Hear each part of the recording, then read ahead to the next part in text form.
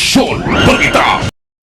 Okay, so I feel very grateful to be given this opportunity to represent my institution, the Silman University Scouting Movement, my council, the Negros Oriental Security Council, and the Western Visayas Scouting Region. And it's beyond words for me to express how grateful I am really to be able to be the first to achieve this in our province, and I hope that this would be an inspiration to all the youth in our province, in our institutions, to strive to higher lengths and to be really an inspiration. So that will be all. So what have you achieved so far? What have you done before to get this award?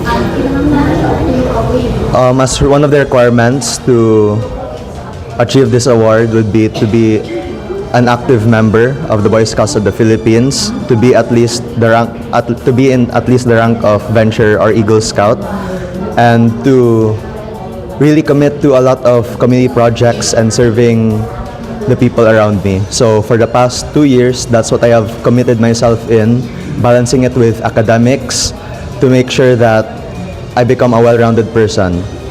Action! Balita! Walay pugong-pugong bubulgar sa kamatuuran sa kanginan.